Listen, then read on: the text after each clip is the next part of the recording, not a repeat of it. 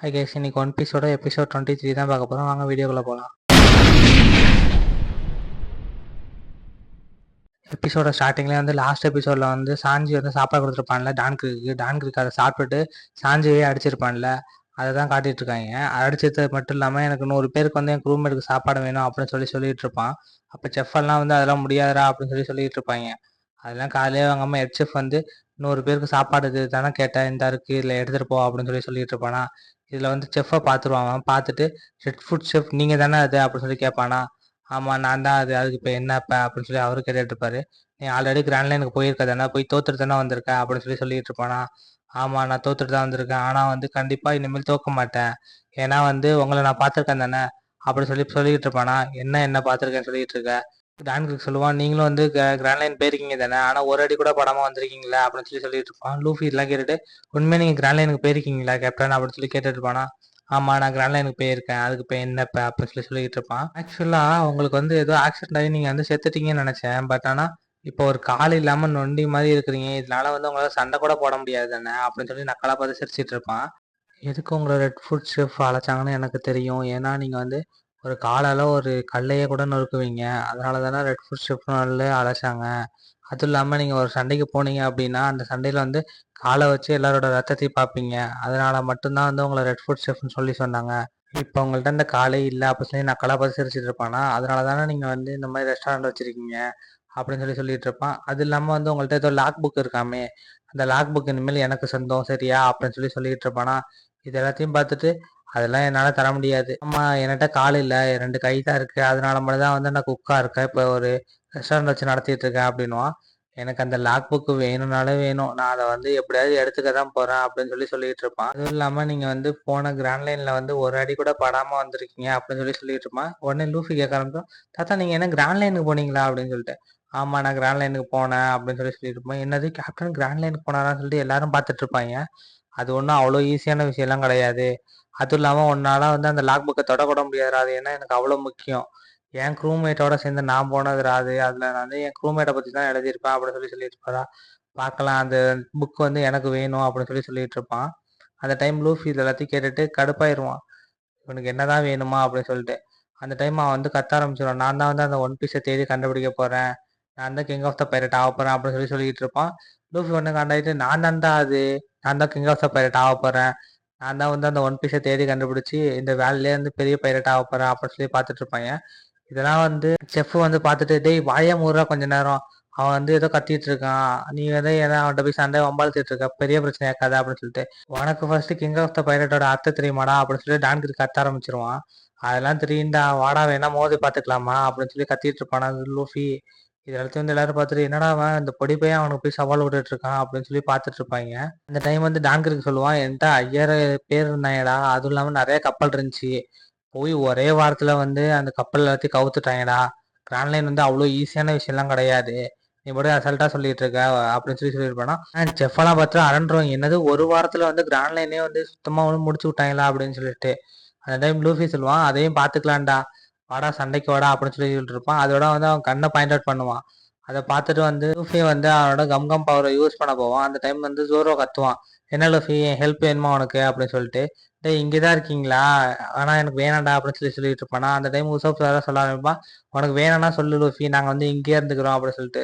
ஜோரோ வந்து ஒரு அடியை போட்டுருவான், பயமுறா அப்படின்னு சொல்லிட்டு அவன் பார்த்து பண்ணிட்டு. அப்புறமேட்டு இந்த சைடு பார்த்தா, ஏய் உன் ரூம்மேட்டே இந்த 2 பேர் தானே அப்படின்னு சொல்லிட்டு. இல்லையே இன்னும் 2 பேர் இருக்காங்களே, இந்த இவன் ஒருத்தவன் அப்புறமேட்டு இன்னொரு பொண்ணு ஒருத்தி இருக்கா அப்படின்னு சொல்லிட்டு இருப்பான். இது எல்லாத்தையும் பார்த்துட்டு கேப்டன் வந்து சிரிச்சிட்டு இருப்பாரு. ஆனால் டான்கிரிக் வந்து இதெல்லாம் வச்சுட்டு நீ ஒண்ணுமே பண்ண முடியாது ஆன்லைன்ல, நீ என்கிட்ட தோக்க தான் போற அப்படின்னு சொல்லிட்டு இருப்பானா. உடனே வந்து என் ரூம்மேட்டுக்கு பசிக்குது, ஸோ அதனால வந்து நான் அந்த சாப்பாடை ஃபர்ஸ்ட் எடுத்துட்டு போறேன் அப்படின்னு சொல்லிட்டு அங்கேருந்து எடுத்துட்டு போயிடுவான். இது எல்லாத்தையும் கேப்டன் பார்த்துட்டு இருப்பாரு. அப்போ வந்து பின்னாடி இருக்க செஃப்லாம் வந்து கத்த ஆரம்பிச்சிருவாங்க, ஏன் கேப்டன் வந்து நீங்க வந்து சாப்பாடு செஞ்சு கொண்டு வந்தீங்க அப்படின்னு சொல்லிட்டு. நெக்ஸ்ட் சீன் வந்து நாமியோட கப்பலை தான் கட்டுவாங்க. நாமி இருக்க கப்பலில் வந்து அந்த ஜானும் அவன் ஃப்ரெண்டும் இருப்பாங்களா, அவங்க 2 பேரும் வந்து என்ன பிக் ப்ரோ சோரோ வந்து உள்ளார போனாரு இன்னும் வெளியே வரலையே அப்படின்னு நாமிகிட்ட கேட்டுட்டு இருப்பாங்க. நாமி எதுவும் ப்ராப்ளமா உங்களுக்கு, நீங்க என்ன சொல்லுங்க நாங்கள் சிரிக்க வைக்கிறோம் அப்படின்னு சொல்லிட்டு அவங்க 2 பேரும் உருண்டு ஓடி வந்துட்டு இருப்பாங்க.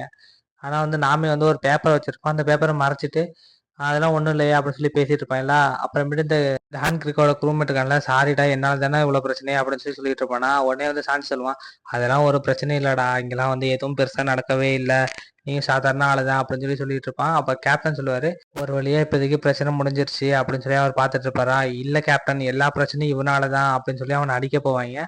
அந்த டைம் வந்து இருக்கிற செஃப் எல்லாம் வந்து ஆஞ்சியை வந்து கை காமிச்சு, இவனாலதான் எல்லா பிரச்சனையும், இவன் மட்டும் வந்து அந்த சாப்பாடு கொடுக்காம இருந்திருந்தானா வந்து எந்த பிரச்சனையும் வந்திருக்காது அப்படின்னா, நிறுத்து, உனக்கு என்ன தெரியும், சாப்பாடோட பசியை பத்தி உனக்கு என்ன தெரியும், நீ ஒரு நாள் ஃபுல்லா சாப்பிடாம இருந்திருக்கியா அப்படின்னு சொல்லி அவர் படுத்து வந்து கத்த ஆரம்பிச்சிருவாரு. இதெல்லாம் வந்து காலையில அவங்க அம்மா சாஞ்சி சிகரெட் எடுத்து குடிக்க ஆரம்பிச்சிருவான். நாள் கணக்குல நீ சாப்பிடாம இருந்து பாரு, அப்ப வந்து சாஞ்சியோட அருமை உனக்கு புரியும். சாப்பாடுன்றது சாப்பிட்றதுக்கு தான், இந்த மாதிரி வேஸ்ட் பண்றதுக்கு இல்ல அப்படின்னு சொல்லி சொல்லிட்டு இருப்பானா. அப்புறமேட்டு நீங்க யாரும் வந்து உயிரோட இருக்கணும்னு நினைச்சீங்க அப்படின்னா, இல்ல இங்கேருந்து போகணும்னு நினைச்சீங்கன்னா தாராளமா போகலாம், பின்னாடி வந்து கேட் ஓப்பன்ல தான் இருக்கு அப்படின்னு சொல்லுவான். இது வந்து நம்மளோட கப்பல், நம்ம தான் வந்து இதை வந்து பாதுகாக்கணும் அப்படின்னு சொல்லிட்டு அவங்க எல்லாம் வந்து கத்த ஆரம்பிச்சிருவாங்க. சரி ஓகே அப்படின்னு சொல்லிட்டு அந்த டைம் வந்து அப்புறம் வந்து சாஞ்சியை கட்டுவாங்க. சாஞ்சி அங்கேருந்து எந்திரிச்சு நடந்து வந்துட்டு இருப்பான். டேய், யாரு பசின்னு வந்தாலும் நான் சாப்பாடு கொடுப்பேன்டா, ஆனா எவனாச்சும் வந்து இந்த ஹோட்டலை உடைக்கணும்னு பார்த்தானா அவனை நான் சும்மா விட மாட்டேன்டா, செஞ்சுட்டு தான்டா விடுவேன் அப்படின்னு சொல்லி சொல்லிட்டு இருப்பான். ஐ மீன் வந்து நான் கொன்றுவேன் அப்படின்னு சொல்லி சொல்லிட்டு இருப்பான்.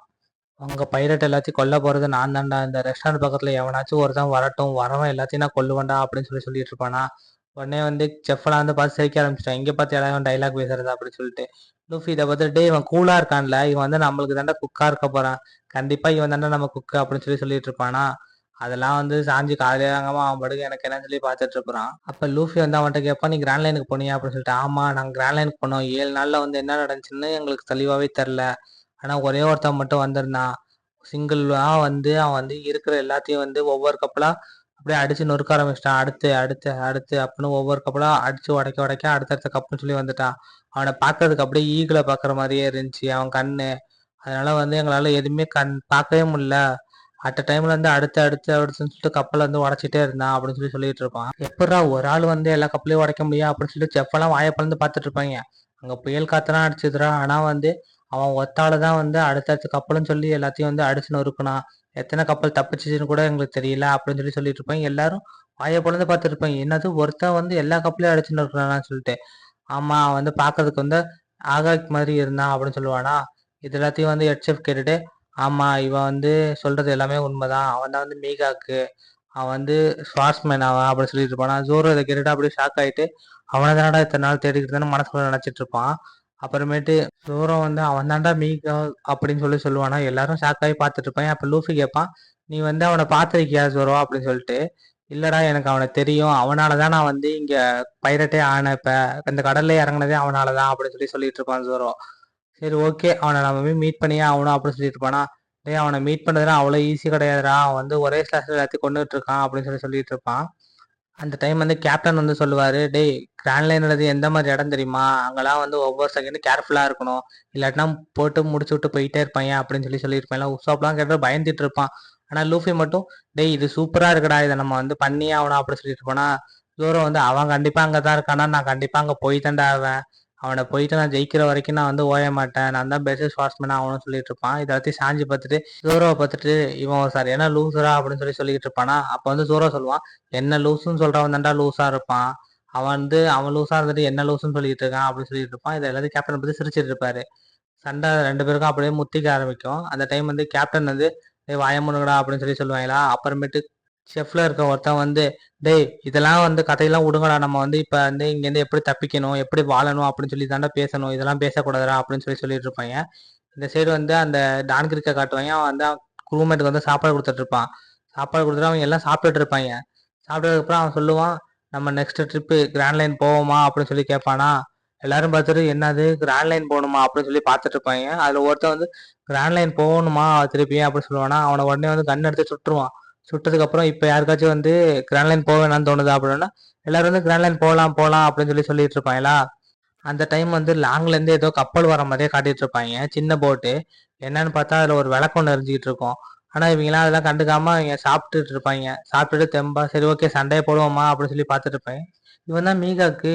இவன் வந்து கத்தி எடுத்து ஒரு ஸ்லாஷ் ஒன்று போட ட்ரை பண்ணுவான். அதுக்கப்புறமேட்டு நம்ம ரெஸ்டாரண்ட்டை கட்டுறேன், செஃப் எல்லாம் வந்து அவங்களை அட்டாக் பண்ண போயிட்டு இருப்பாங்க. அவங்களும் வந்து ரோப் போட்டு கீழே இறங்கிட்டு இருப்பாங்க.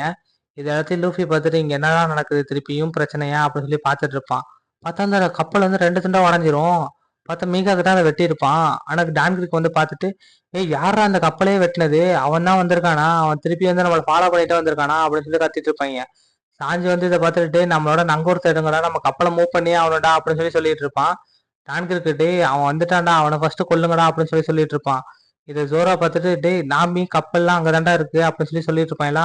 அதுல 2 பேர் மட்டும் அங்கேருந்து வந்து நீச்சல் அடிச்சு வந்துட்டு இருப்பாங்க. ஜோரோட ஃப்ரெண்ட்ஸ் 2 பேர். டேய் நாமி நம்மளை ஏமாத்திட்டு ஓடி போயிட்டாடா, நம்ம மட்டும் தான் இங்க மாட்டிக்கிட்டோம் அப்படின்னு சொல்லியிருப்பான்.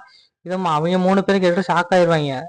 ஜோரோ, லூஃபி, உசோப் எல்லாம் பார்த்துட்டு டேய் அது எனக்காக கிஃப்டா கொடுத்த கப்பல்டா அப்படின்னு சொல்லி உசோப்லாம் கத்திட்டு இருப்பான். மீகாக்கா காட்டுவாங்க அப்படியே. ஆனா பார்க்கவே சூப்பரா இருப்பான் அவன். இவன் தான் மீகாக்கா அப்படின்னு சொல்லி ஜோரோ எல்லாம் பார்த்துட்டு இருப்பான். டேய் இவன் வேற திருப்பி நம்மளை ஃபாலோ பண்ணிட்டே வந்திருக்கான்டா, என்கிட்ட நம்ம எப்படியாச்சும் தப்பிச்சே ஆகணும்டா அப்படின்னு சொல்லிட்டு இருப்பாங்க. இதோட இந்த எபிசோட் முடியுது. நெக்ஸ்ட் எபிசோட்ல பார்க்கலாம். பாய்.